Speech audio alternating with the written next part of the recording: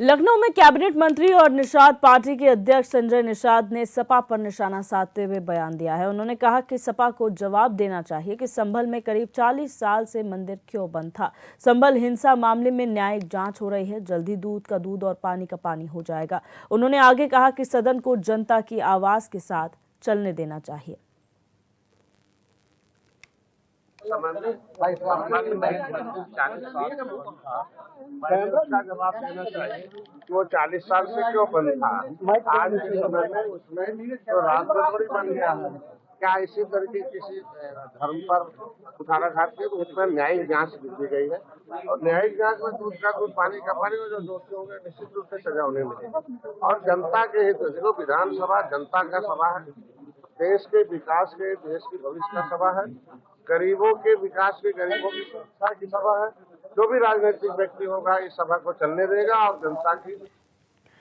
वहीं भारतीय जनता पार्टी के प्रदेश अध्यक्ष भूपेंद्र चौधरी ने सदन में संभल का मुद्दा उठाने पर सपा को आड़े हाथों लिया है। उन्होंने कहा कि समाजवादी पार्टी हमेशा अराजकता करने वालों के साथ रही है। संभल में हिंसा करने वालों पर कार्रवाई न हो, इसलिए सपा के लोग संभल का मुद्दा बार बार उठा रहे हैं। संभल में 40 साल से मंदिर पर अवैध कब्जा करने वालों पर कार्रवाई न हो, इसलिए ऐसा एजेंडा चला रहे हैं। भूपेंद्र चौधरी ने कहा कि जनहित के मुद्दों को उठाने का सभी को अधिकार है, लेकिन सपा के पास सदन में बोलने को कुछ नहीं है, इसलिए इस तरह के अराजकता पर कर रहे हैं।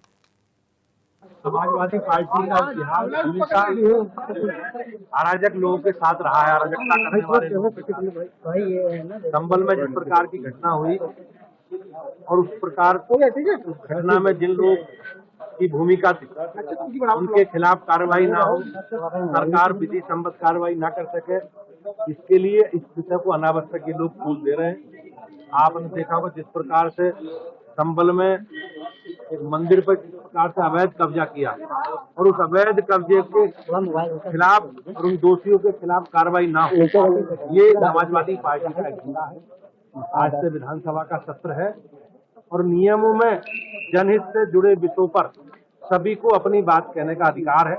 समाजवादी पार्टी प्रदेश में अराजकता पैदा करके नियमों में, विधानसभाओं में विषय नहीं रखेगी, क्योंकि उनके पास वहां कुछ बोलने को है नहीं। केवल उनके पास अनिश्चितता और अराजकता पैदा करने का जो एजेंडा है। लखनऊ में अपना दल कमेरावादी की विधायक पल्लवी पटेल ने योगी सरकार पर जोरदार हमला बोला। उन्होंने सरकार पर भ्रष्टाचार में लिप्त होने का आरोप लगाया है। उनका कहना है कि सरकार को सदन में आकर प्राविधिक शिक्षा के घोटाले पर जवाब देना चाहिए। साथ ही उन्होंने कहा कि वर्तमान सेवा नियमावली को ताक पर रखा गया, पुरानी नियमावली के आधार पर भर्ती की गई और पिछड़े वर्ग के अभ्यर्थियों का हक मारकर उनके भविष्य के साथ खिलवाड़ किया गया। उन्होंने कहा कि वो इस मुद्दे को विधानसभा में उठाएंगे और योगी सरकार को इसका जवाब देना होगा।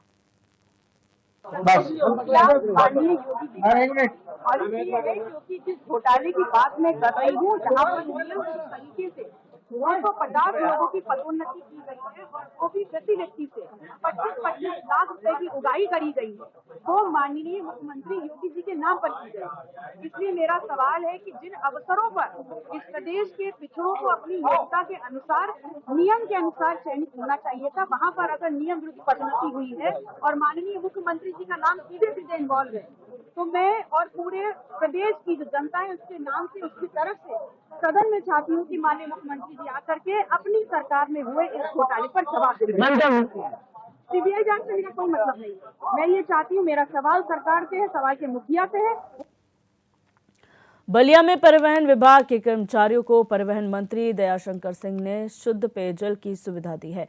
मंत्री ने कर्मचारियों के लिए जीरा बस्ती वर्कशॉप में आरओ का प्लांट लगवाकर बड़ी राहत दी है। हालांकि इस आरओ प्लांट का अभी उद्घाटन नहीं हुआ है, लेकिन यहाँ के कर्मचारी इस प्लांट का यूज कर रहे हैं और शुद्ध पेयजल का लुत्फ उठा रहे हैं।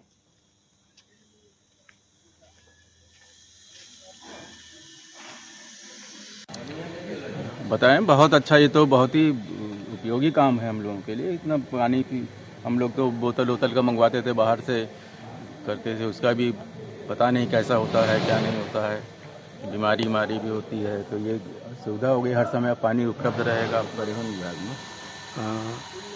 अब यहाँ पे जो प्लांट लगा है ये कब से लगा है और इस लगने से कितनी आप लोगों की सुविधाएं बढ़ गई है? ठीक सुविधा ठीक मिल रही है। हम्म, पहले ये कब से लगा है?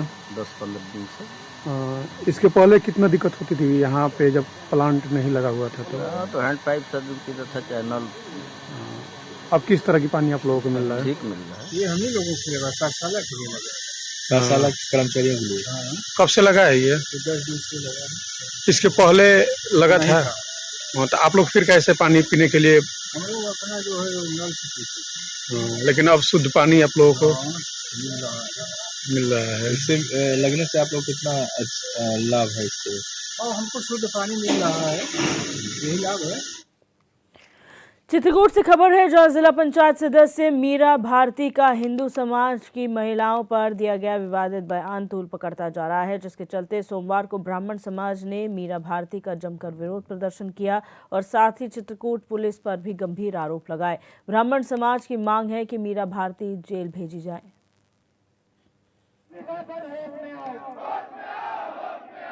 कार्यवाही ये हो रही है कि सोशल मीडिया में वो बराबर हम लोग को टारगेट कर रही हैं, एक जाति को टारगेट कर रही हैं। ये कहाँ का नियम कानून है? संशोधन सॉरी हम ये हमारी सिर्फ एक ही मांग है कि मीरा भारती को जेल भेजा जाए और उचित कार्यवाही किया जाए। उसने अभद्र टिप्पणियां उसने शुरुआत की थी, जाति सूचक शब्द उसने इसकी शुरुआत की थी, ब्राह्मणों ने नहीं किया था। जब तुम जैसा करोगी उसका परिणाम तो तुमको भोगना पड़ेगा। तुम जेल भी गए, योगी आदित्यनाथ उत्तर प्रदेश के लोकप्रिय मुख्यमंत्री जी को भी तुमने टारगेट बनाया, उनको भी तुमने अभद्र टिप्पणियां की जिस कारण कुछ दिन जेल में रही तुम। और आज तुमने बेकसूर इन भाइयों के ऊपर मुकदमा लगा रही हो। ये कहाँ का नियम? किसी की माँ बहन बेटी करोगी तो तुम्हें चित्रकूट की जनता नहीं, हिंदुस्तान की जनता बख्शेगी नहीं। हमारे लोगों पर 8-10 लोगों पर FIR हुई है, 9 युवक हैं, उनका ये मुकदमा वापस हो। अभी हम लोग आगाह है, चेतावनी देने आए हुए हैं। अगर ये 3-4 दिनों में मुकदमा वापस नहीं होता है तो हम लोग ये भारी आंदोलन करेंगे। और रही बात तमाम आक्षेप लोग आप लोग लगाते हैं, तमाम लोग लगाते हैं कि ब्राह्मण जातिवादी है। ब्राह्मण जातिवादी होता तो आपको तमाम SC पदों पर, तमाम लोगों पर, अगर ब्राह्मण जाति होता तो अशोक जाटोवा जिला पंचायत अध्यक्ष न होता। RK पटेल विधायक हुए मानेकपुर से और सांसद हुए, तो कैसे ब्राह्मण जातिवादी? उन्होंने वोट किया। ब्राह्मण गलत का विरोधी है, चाहे वो जिस जात का रहा उसका, उसने अपने आदमी का भी विरोध किया है। पुलिस की तरफ से क्या आश्वासन मिला? पुलिस की तरफ से आश्वासन तो अभी ठीक ठाक नहीं मिला है और FIR दर्ज किए हैं हमारे 9 युवकों पर। तो पुलिस प्रशासन का तो